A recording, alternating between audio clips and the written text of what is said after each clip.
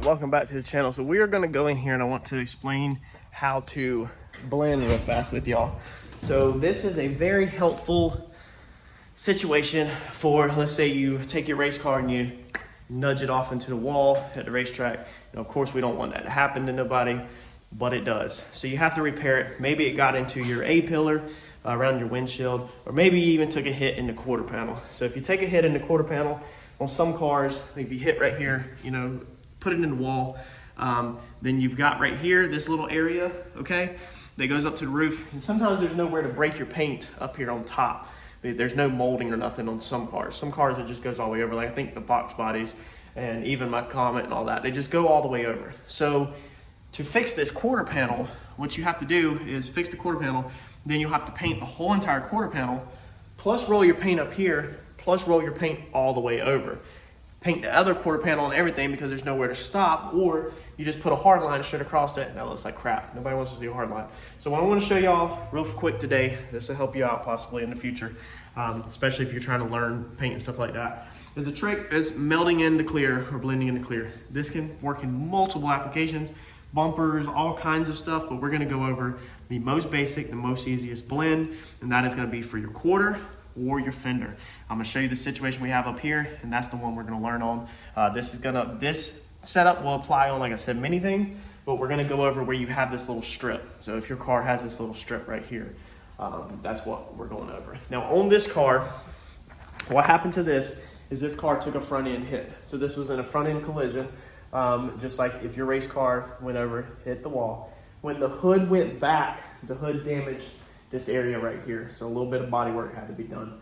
Now this piece right here goes up and over the car, and there is actually not a seal up here. So this car actually does not even have a seal up here on top. There's a seam, but it's not a seal. So technically you could hard line on that back side, but you would see that hard line. Some cars, there are a seal there that you can pull the seal and hide the hard line underneath it.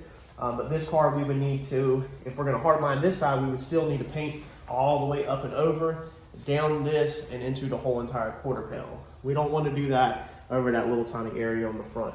To do this 100% right, you would technically, over this little tiny area right here, you would technically have to go up over the whole roof, both quarters, down the front. I mean, you'd have to do everything because there's nowhere that there's a seal or trim or anything that you could hide a hard line underneath it. A hard line is when the paint, you tape something and then the paint stops at the tape, you pull the tape off, and that's gonna leave that little hard line that you could pick with your finger. So what we're gonna do is we're gonna build a tunnel right here. Now we have took this, let me flip the camera around and show you. And we have done all of our body work here and got this all knocked out. Now I hit some sandpaper up into here about, and then I hit Scotch-Brite up into here. So my heavy scratches, as you can see in the clear right there, my heavy scratches stop about right here.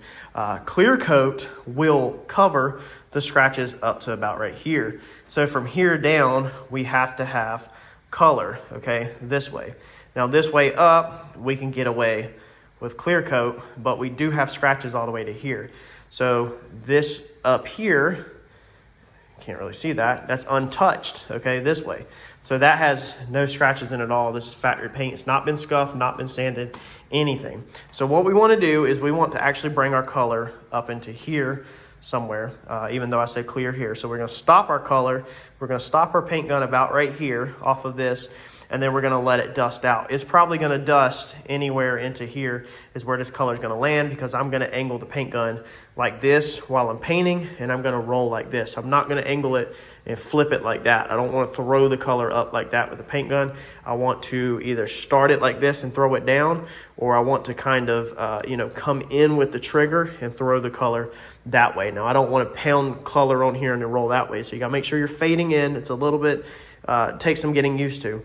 We're going to build a tunnel, okay, probably up here, okay? So from here up, I'm about to show y'all how we're going to build a tunnel, and then we are going to 3000 grit this from all the way to here and here all the way up to here, okay? Now 3000 grit will buff right out extremely easy. So your 3000 grit is going to be Trizac. So this is what 3000 grit looks like. We've went over it on the channel, okay? 3000 Trizac See if it's wrote anywhere clearly. You get a picture. You can search Amazon, eBay, or whatever for some 3000 Trizact grit. All we're gonna do is just literally take our 3000, and I'm not even doing it wet or nothing like that. I'm just gonna do all of this right here with 3000. Now you need to open your door up. You need to probably do your 3000 grit before you mask the car up. I did not do it because I wanted to kind of show y'all physically what we were doing, but you would technically want to open your car up and make sure you get behind this seal, because you can see how this seal peels back. This is a flip car, so I'm just using this to help teach y'all, and we don't ever do very top-notch work with flip cars. Now I am going to run my finger in there and lift the seal like that to catch that little bit of edge, but that's all you want to do, is you just want to get this area right here scuffed up with 3000 grit. You can even go back down into your other scratches. 3000 is not going to take it away. 3000 is just going to lightly put some scuff on it, so our melted clear and stuff will stick to it, but it's light enough where we can buff it out and not leave scratches behind. Okay, so now that we have our 3000 grit all scuffed out like that, we're going to take some tape and we're going to build our tunnel. Let me show you how to do that. So to show you, I've done it up here on this light. You can stick it to your windshield or glass or whatever. All we've done, as you can see, is simply take some 2-inch tape. You can take any size, doesn't matter, but the whole thing is that you want to get a wide piece of tape like this, almost like a paper, okay? Now we're going to come right here and we are going to stick it. It's going to be hard to do with one hand. So we're going to stick it to this side, and then we are going to lift our center up. We're going to make sure it's not stuck in there, okay? And we are going to make it stick up like that. And then we are going to make sure this side right here is stuck down like that. Okay, so now we have a tunnel or a little pocket. All right, and that's it. That's what we're going to do. So I'm going to get to going on this, get to painting. When we get to this step right here, I'm going to jump back in with y'all, and I'm going to show y'all how we achieve this blend. And I will show you my color and all that each step as I also work the rest of this job. All right, so I'm laying down my color here. This is just gonna be a sealer to get us started. If anybody knows what they're doing, then yes, I understand that this is the wrong G shade to be laying down. This is not the correct G shade. For this paint right here, for this color, you should be laying down a black G shade, but I'm not doing that. I have my own reasons, and that's not for this video. So we're just gonna take our sealer and we're literally just gonna roll it like that, okay? Now this is gonna take a couple coats of this sealer. So I'm gonna continue on, and I'm gonna catch my whole front end up where it's my drop coat, the color that I want, and then we'll get back to it. But the whole point was, you see that my color goes from there down. And that's what I'm gonna keep doing, is working it there. And then my actual color, this is sealer, I'm sorry. My actual color, I'll probably roll up into here down, okay? And then we'll move to the next step. All right, so now we have our color in our paint gun, and we are going to go about right here, a little bit above where our last sealer stopped. And now we're gonna lay our actual color. So I'm gonna go ahead and paint the rest of this front end, get this color laid down, and then we'll catch up with you on the next step. Now on our first coat of clear, we don't want to go all the way up to our tunnel. And I did tighten my tunnel up just for reference. You can see I tightened it up a little. You don't want it where it's humped up too big. This one right now, you can't really fit your finger in there without it touching, and you don't want it to touch this side or this side. If it touches a little bit on that side, it's okay. But you don't want to really have it touching on the face right here. So we're going to shoot our clear somewhere in here, about where our base coat, you can see on this yellow tape where our base coat stopped coming up the panel pretty much. You can see there's like no base coat up here hardly.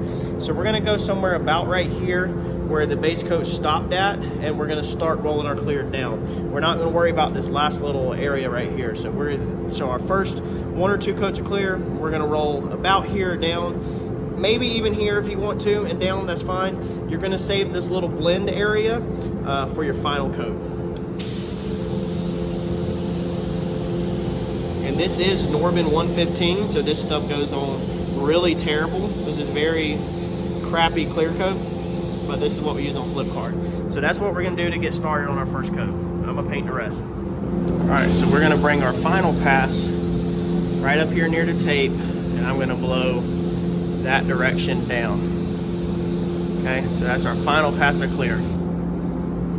Now what we're gonna do is unpeel this tape. Try not to rip the plastic. Okay. Now we're gonna take our blender. We're just gonna go right over that line. Now I normally don't blend this clear, so I'm not sure if it's gonna run. We're gonna try to get that line to disappear right there. Okay, so we're gonna let that sit. I don't wanna get carried away. I'm not used to blending this clear. It might actually not blend that good, but this is how you do it. The product that I'm using is called One Choice. There is the part number for it, okay? So you can probably look this up on Amazon or eBay. It's a PPG product, and it slowly, as you can see, it's kind of going away.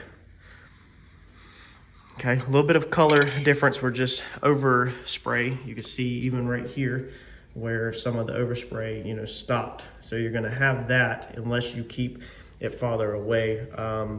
We could have did a better job keeping it farther away, but it is what it is.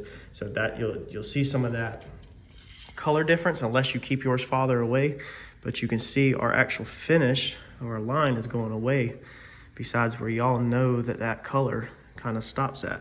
So we're gonna let this dry out, and then we will show y'all in better lighting what it looks like. And you can see up here, I didn't get nothing up here. This is still 3000 grit. I'm gonna show you it in better lighting after this dries out. We got the rest of this one done. Of course, in my true nature, I put some runs in it. This is really watery clear. It's really thin, but for the flip cars, this turned out pretty freaking good, I would say. I was thinking I was gonna put a run in this side. I have a little bit of an old run right there where I ran the primer, but really it looks good. And then this is the bumper that we were repairing in some of my other videos. So let's let this dry out, and then I'm gonna show y'all the final steps of this melt. All right, so this has sit for a few, and it has actually laid out beautiful. So you can see where our blender has melted off and where this is just 3000 up here is scuffed, where it has no clear on it. And as we get into here, you can see where it's pretty much gone. And this is not a high-end blend at all. If you take your time and perfect this, you can get way better results than this.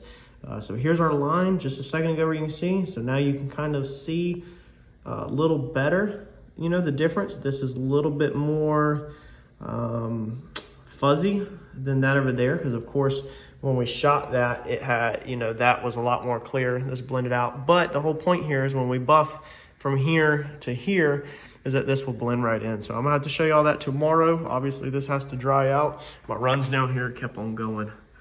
They kept on climbing down the panel. So I guess whenever I buff that out, we'll go ahead and knock them a little bit out right now. Besides that, I'm pretty happy with myself. This was an extremely cheap job.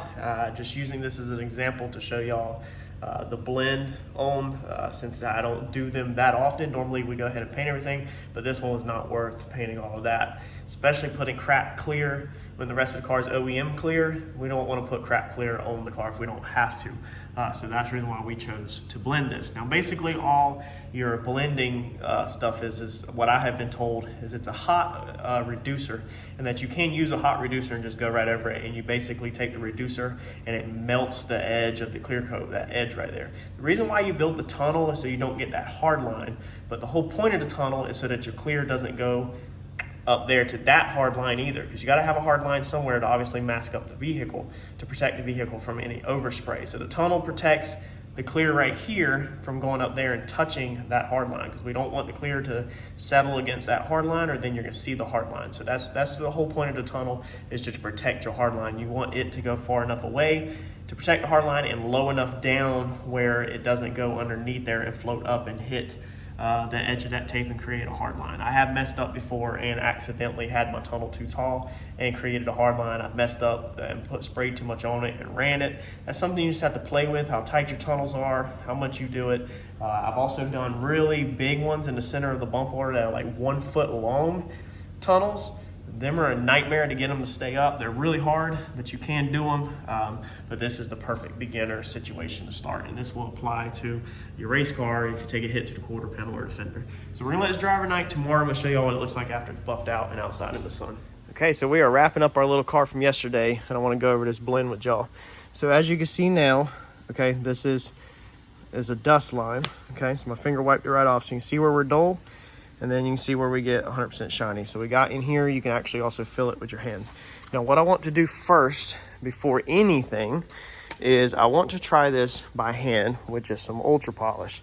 Now, technically, what I have been told and taught is that 3000 will buff out with your hand. So before I go and bust out the buffer, even though I need to do them runs down there, but who knows, I might let them slide. We're gonna just do this by hand with a little bit of compound, a little bit of elbow grease right here on camera, and see how good of results we get without having to pull the buffer out. Because if so, this would save y'all a ton of time. And if this works, I'm probably less likely to cut them runs out. We sell cars with runs in them all the time. Let's see here. It would probably work better if you did cut compound first.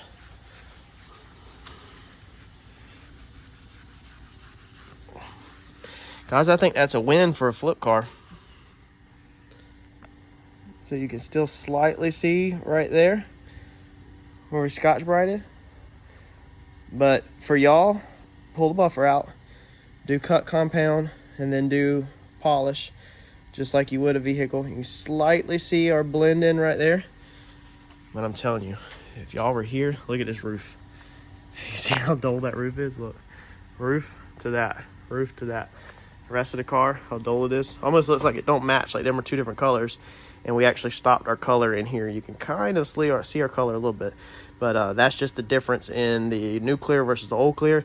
And that's how wore out this car is. So for me, in my application today, I am not going to be running the buffer over this. I think that's a win. All right, so what we're going to do is put a little bit of cut compound on here. I went ahead and buffed out my runs down there. Got all them buffed out. So while we have the buffer out, we're going to go ahead and do this. That way y'all can see the actual legit results. So I'm going to use my white foam pad and cut compound and buff it with that first. All right, so that's just with the cut compound on the white foam pad. And as you can see, it looks a million times better. Honestly, looking at it off the camera, I don't even see where our blend was. Let me back up. So I know our line was up here where we stopped sanding to, and you don't really see a difference in the reflection from up in here down to here. And you also don't see our color line. I don't see our color line at all. Maybe that's it. Could that possibly be it right there? I don't know, but as you can see, we're having a hard time seeing it. So I mean, that's definitely a really good blend. Let's put some polishing compound on it. We're gonna use our black foam pad this time, and we're gonna use some ultra polish, polish it out, and then we'll see. Check it one more time. All right, let's wipe this polish off. Y'all already know. Half the people probably already exited out of the video because you probably already know that I'm nasty with it on this one. Now, a lot of times I mess stuff up bad. A lot of times it's due to carelessness. Whenever I try, it actually turns out decent. So there we go. Y'all know I try to show you the flaws and everything. I really don't see that color line, honestly, y'all. And I don't have any reference to go off of to find it besides just looking. Go back at this angle. Somebody be done said I'm trying to hide something, even though I've showed y'all plenty of flaws.